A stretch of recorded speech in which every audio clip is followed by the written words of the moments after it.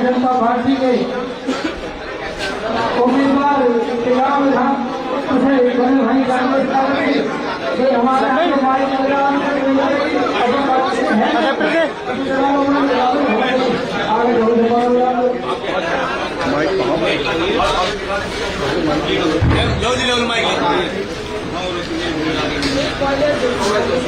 ठीक है वो आपका डॉक्टर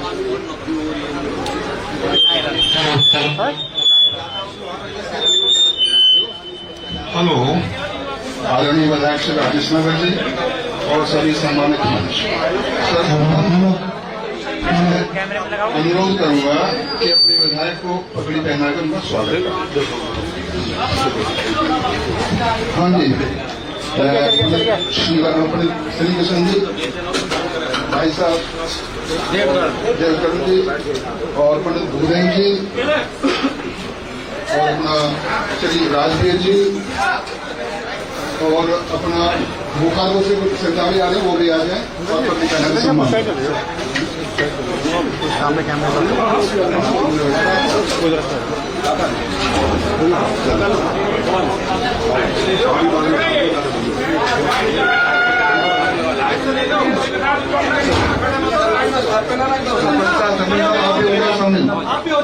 सरपंच साहब मनोज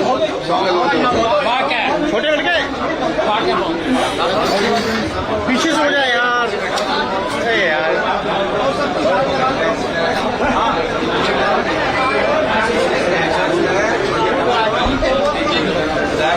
भाई राजेश नगर जिंदाबाद, भाई राजेश नगर जिंदाबाद, भाई राजेश नगर जिंदाबाद, भाई राजेश नगर जिंदाबाद, भारतीय जनता पार्टी जिंदाबाद, भारतीय जनता पार्टी जिंदाबाद, भारतीय जनता पार्टी जिंदाबाद, भाई राजेश नगर जिंदाबाद, भाई राजेश नगर जिंदाबाद, भाई मनोज सरपंच जिंदाबाद, भाई मनोज सरपंच जिंदाबाद।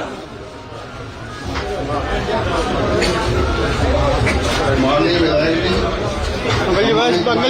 और मेरे सभी बुजुर्ग आदरणीय साथियों, हमारा गांव पहले पल्लवड़ कॉन्स्टिट्यूंसी में आता था और इस पल्लवड़ कॉन्स्टिट्यूंसी में हमारे यहाँ से कभी शारदा रानी जी आते थे, कभी योगेश शर्मा जी आते थे और कभी रंजन जी आते थे, परंतु हमारे गांव का विकास कार्य आज तक किसी ने भी नहीं किया। उसके बाद में अब हमारा गांव ग्राम कॉन्स्टिट्यूंसी में आया है, तो इस बार हमारे विधायक ने जितना काम किया कहने की जरूरत नहीं है, बहुत ज्यादा काम किया है, बहुत ज्यादा विकास किया हमारा। आदरणीय साथियों, भाजपा एक ऐसी पार्टी है जिसके हाथों में हमारा प्रदेश और देश सुरक्षित है। कभी भी राहुल गांधी की जनसभा में भारत माँ की जय के नारे नहीं लगते, कभी जय श्री राम के नारे नहीं लगते, कभी किसी शहीद को याद नहीं किया जाता। एक भाजपा ऐसी पार्टी है जिसमें हमारी संस्कृति सुरक्षित। तो मेरा आपसे अनुरोध है कि भाजपा को लाएं और भाई राजेश नागर जो विधायक हैं इनको वोट देकर भारी मतों से चुन बैठना।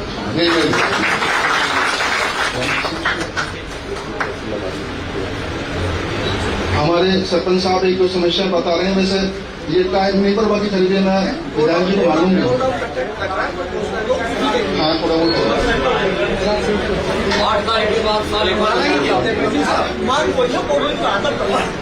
अभी मैं अनुरोध करूंगा अपने पंडित श्री कृष्ण जी से आए तो वोट की अपील करें। अभी मैं भाई मान सिंह जी आ जाओ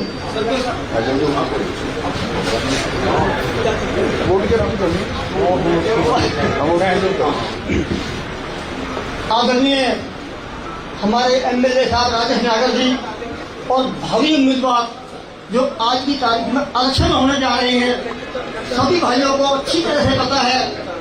अब गांवों में जो जाने का नेताजी का हमारा फर्ज है, वो आपसे कुछ मांगने आए हैं और मांगने कुछ नहीं, आपसे वोट मांगने आए हैं ताकि आने वाली 8 तारीख को हमारे विधायक चंडीगढ़ में हाजिर लगा दें और यदि हम वोट जीतेंगे तो चंडीगढ़ का जाना बड़ा दुर्लभ हो जाएगा।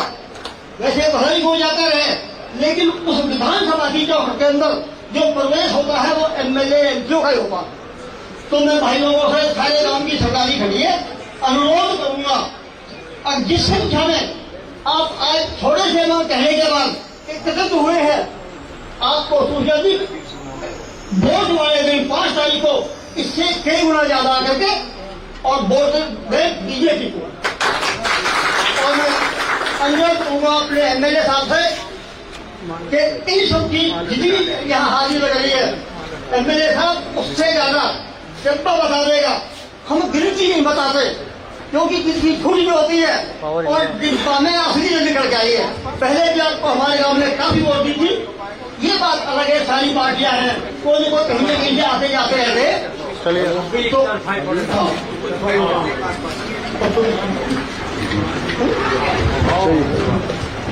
अभी मैं अपने सरपंच कमेटी से अनुरोध करूंगा कि वो माला डाल करके अपने विधायक जी का स्वागत करें।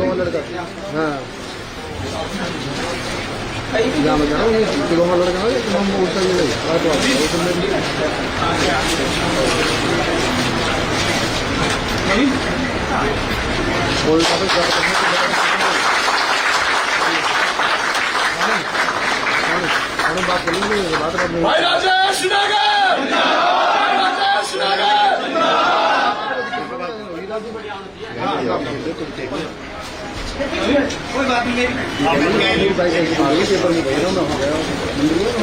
अभी मैं पंडित सियाराम जी से अनुरोध करूंगा कि आए और भाई राजेश नागर के लिए वोट की अपील। हेलो, नमस्कार जी।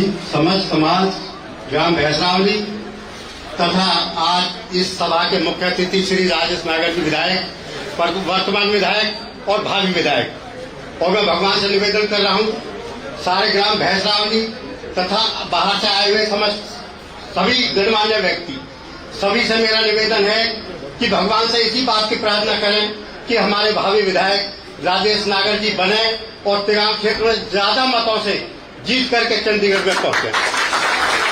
मैं राजेश नागर जी का बहुत हार्दिक स्वागत करता हूं और मैं ही नहीं बल्कि पूरा समाज इनकी इतनी प्रशंसा करता है। मैं कहीं आते 4 दिन पहले बैठा था कुल्लापाली में, वहाँ हरियाणा सरकार के superintending engineer, executive engineer, SDO, chief town planner बैठे थे।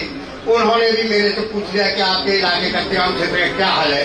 मैंने कहा हमारे क्षेत्र में तो राजेश नागर जी बिल्कुल विजय प्राप्त कर चुके हैं।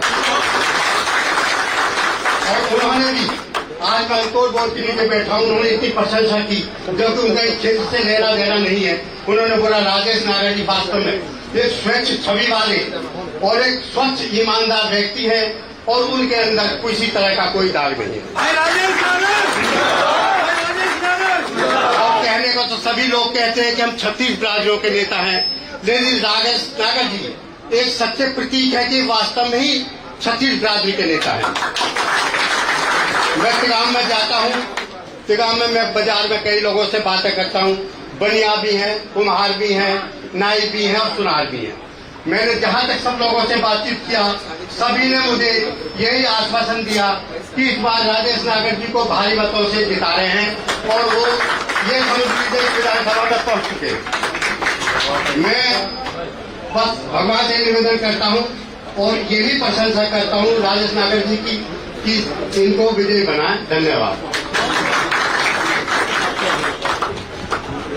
अभी मैं अनुरोध करूंगा अपने विधायक जी से कि आए और अपने विचार। भारत माता की भारत माता की जय जय श्री राम, जय श्री राम।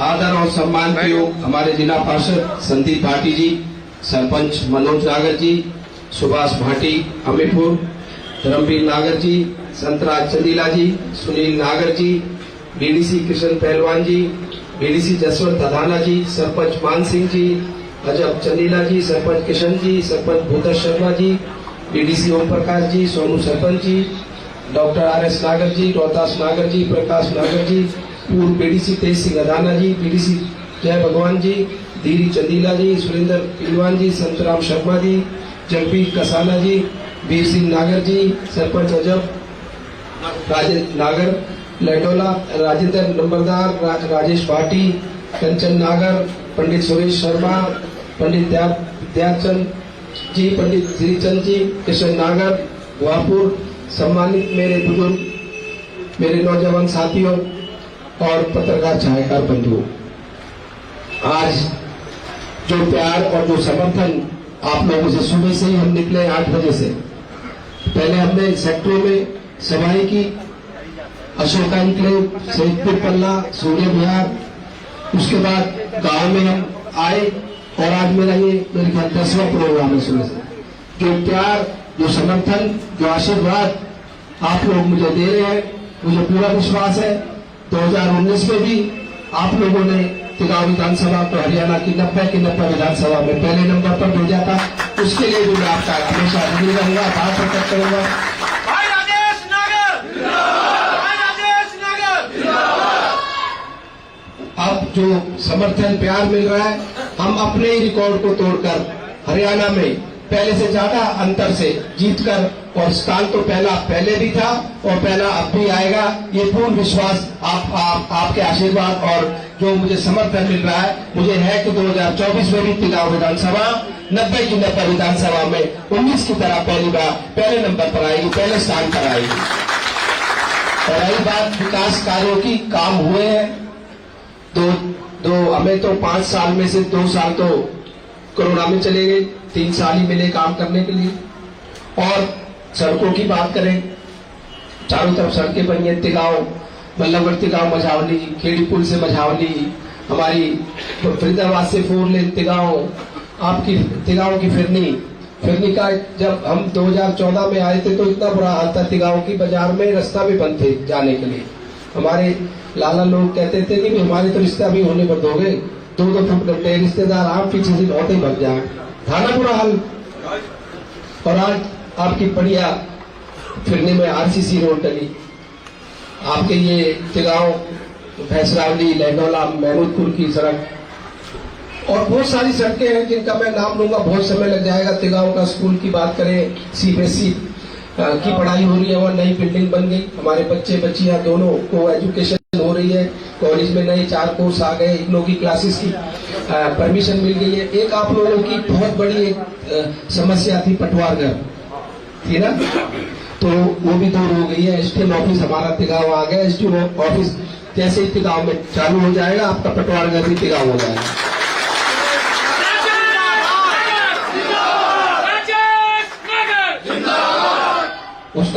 उसकी प्रक्रिया पूरी हो चुकी है, काम पूरा हो चुका है। मैंने विधानसभा में ये क्वेश्चन उठाया था कि भाई हमें एसडीएम ऑफिस तिगांव का अलग से दिया जाए, तो हमारे माननीय मुख्यमंत्री पूर्व में रहे मनोहर लाल जी ने विधानसभा में खड़े होकर घोषणा की थी कि मेरे एक विधायक ने, राजेश नागर ने एक मांग रखी कि मुझे तिगांव के लिए एसडीएम ऑफिस चाहिए, तो मैं घोषणा करता हूं कि भाई इनको एक एसडीएम ऑफिस दिया जाए। और तो आचार संहिता जो लग गई, कोड ऑफ कंडक्ट जो लग गया, उस वजह से वो चालू नहीं हो पाया। जैसे ही कोड ऑफ कंडक्ट खत्म होगा, आपका एसडीएम ऑफिस तिगांव में आ जाएगा और आपका पटवार घर भी तिगांव में आ जाएगा। जो आपको दयालपुर था ना, पहले दयालपुर जाना पड़ता था और दिक्कत बहुत होती थी। तिगांव बिल्कुल हमारा लगा ही हुआ गाँव है। और इसके बाद आप लोगों को पता है, आप सब बुद्धिजीवी लोग हैं, अभी मेवात में एक कांग्रेस की जनसभा में पाकिस्तान जिंदाबाद के नारे लगे। तो ये देश हिंदुस्तान है कि पाकिस्तान है, भारत है कि पाकिस्तान है? फिर भारत में रह रहे हैं हम और पाकिस्तान के नारे लगे भारत में, वहां लगा कर देख दो ना हिंदुस्तान के पाकिस्तान में झंडा तो नारे। तो आप लोगों को देखना पड़ेगा भाई ये किस तरह की पार्टी, किस विचारधारा की पार्टी है। जम्मू कश्मीर में चुनाव चल रहे, कांग्रेस का गठबंधन एनसी पार्टी से जो फारूक अब्दुल्ला और अमर अब्दुल्ला की पार्टी है उससे गठबंधन हुआ है और उनके मैनिफेस्टो में लिखा है कि हम 370 वापस फिर लगाएंगे। आप चाहते हो 370 दोबारा लगे? 2 संविधान बने, 2 झंडे लगे। आज लाल चौक पे जाकर देखो, तिरंगा झंडा फहरा रहा है। और इससे पहले रोज गोली चलती थी, रोज कर्फ्यू लगते थे और पाकिस्तानी झंडे फहराए जाते थे, रोज पत्थर फेंके जाते। आज एक पत्थर भी मार रहा है कोई? पत्थरबाजों कहाँ चले गए, कहाँ गायब हो गए? तो हमें सोचना पड़ेगा कि हमें किसके हाथ में सुरक्षित है। और हमारे माननीय प्रधानमंत्री नरेंद्र मोदी जी तो 2047 का विजन लेके चल रहे हैं। आज हम 11वें नंबर से 2014 में 11वें नंबर पर थे, आज अर्थव्यवस्था हमारी 5वें नंबर पर आ गई और आने वाले 2-3 साल में हम पहले 3 पे आ जाएंगे। और हमारे प्रधानमंत्री जी ने जो एक विकसित भारत का सपना देखा है, जैसे पहले हमें सोने की चिड़िया कहा जाता था, भारत को सोने की चिड़िया कहा जाता था, जो गौरव हमारा पहले था वही गौरव हमारे प्रधानमंत्री चाहते हैं 2047 का फिर से हमें मिले, हम फिर से सोने की चिड़िया बने। उस पर ही वो काम कर रहे हैं, उस पर ही वो उनकी सोच है और वो कामयाबी होंगे। 2047 तक तो शायद मोदी जी रहे ही ना रहे, पर उनका विजन, एक सोच कितनी दूर तक चल रही है। और आज मोदी जी का डंका पूरी दुनिया में बज रहा है, मोदी मोदी मोदी मोदी हो रही है। और जो सरकार केंद्र में है वही सरकार प्रदेश में आएगी तो काम होंगे, विकास की गति तेजी से चलेगी, विकास का पहिया तेजी से चलेगा। दूसरी सरकार आ जाती है तो धीमी हो जाती है गति, कोऑर्डिनेशन नहीं बनता। आज हिमाचल प्रदेश में देख लो, हिमाचल में क्या हाल हो रहा है, सैलरी तक नहीं दे पा रहे अपने एम्प्लॉइज की, गवर्नमेंट एम्प्लॉइज। पंजाब में क्या हाल हो रहा है, ये तो हरियाणा बीच में आ रहा है, पंजाब के और दिल्ली के बीच में हरियाणा आ रहा है। अगर हरियाणा ना हो तो वो तैयार बैठे दिल्ली पे लाल झंडे पर, लाल किले पर झंडा तो फहरा दिया उन्होंने पहले, ये तो हरियाणा ही रोक रहा है उनको। तो आप चाहोगे कि ऐसी सरकार आ जाए जो देश के विरुद्ध कार्रवाई गतिविधियों में हिस्सा ले? और उनके नेता कह रहे हैं कि जो बांग्लादेश में हुआ वो भारत में भी होगा। आप चाहते हो जो बांग्लादेश में हुआ भारत में हो? बताओ। तो आप लोगों को सोचना पड़ेगा। अभी मोदी जी और हमारे योगी जी नारा दे रहे हैं, बटोगे तो हमें एक अपनी जुटता दिखानी है, एकता दिखानी है। हमें जातियों में बांट दिया, ये फलानी जाति है, फलानी जाति है, फलानी जाति, फिर जातियों के हिसाब से वोट लेते। जो हिंदुस्तान में रह रहा है वो हिंदुस्तानी है पहले, फिर जाति आती है। अगर देश सुरक्षित नहीं रहेगा तो हम कहाँ सुरक्षित है? बांग्लादेश वाला हाल होएगा वही पाकिस्तान वाला हाल होएगा, अफगानिस्तान वाला हाल होगा, श्रीलंका वाला हाल होगा, भग जाएंगे। जैसे अफगानिस्तान वाला भग गया, श्रीलंका वाला भग गया, और वो बांग्लादेश की और भी जगह जो आ सकती थी, 58 देश है उनके अपने, पर भारत में ही आई। तो विश्वास था मोदी जी के ऊपर कि भाई मैं यहाँ सुरक्षित रहूंगी। तो आज हमारी छवि जो बन गई है पूरी दुनिया में, वो किसी से छुपी नहीं है। और हमारे मुख्यमंत्री नायब सैनी जी तो इतने भोले भाले, इतने सीधे, उन्होंने खुद हल जोता है, फावड़े चलाए खेतन में, पानी दिया खेतों को भरान में। तो इतने सीधे सज्जन की रात को 2 बजे भी उनसे कोई मिल सकता है। पहले कोई मुख्यमंत्री हुआ कर मेरे को तो नहीं आता ध्यान में कि 2 बजे भी कोई मुख्यमंत्री मिल रहा है, रात को दरबार लग रहा है 2 बजे। तो आप लोग बुद्धिजीवी लोग हैं। आपने जैसे अभी लोकसभा के चुनाव में भी चौधरी कृष्णपाल जी गुर्जर को यहाँ से भारी बहुमत से जिताकर भेजा, मुझे पूरा विश्वास है, पूर्ण विश्वास है कि हम जैसे 2019 में 90 की 90 विधानसभा में पहले नंबर पर आए, 2024 में भी हम पहले नंबर पर आएंगे। दोनों हाथ ऊपर करके मुझे विश्वास दिलाओ, आएंगे आएंगे आएंगे। तो मुझे पूरा विश्वास है 5 अक्टूबर को आपने कमल का बटन दबाकर भारतीय जनता पार्टी को जिताना है। और तीसरी बार जैसे केंद्र में आपने हमारी सरकार बनाई, हमारे माननीय प्रधानमंत्री श्री नरेंद्र मोदी जी को तीसरी बार प्रधानमंत्री बनाया, हरियाणा में भी हमारी तीसरी बार पूर्ण बहुमत से भारतीय जनता पार्टी की सरकार बनेगी। और मैं आपको ये पूरा विश्वास दिलाकर जा रहा हूं कि हमारी सरकार बन भी रही है और बनेगी। और जो काम रह भी गए हैं आपके, जो कैसा है, काम रह भी जाते, सारे काम नहीं हो सकते, आने वाली जो हमारी सरकार बनेगी उसमें हम आपको पूरा विश्वास दिला के जा रहा हूँ, सब काम आपके होंगे। जय हिंद, जय भारत।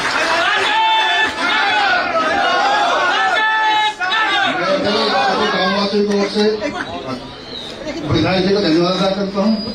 समझो हाँ जी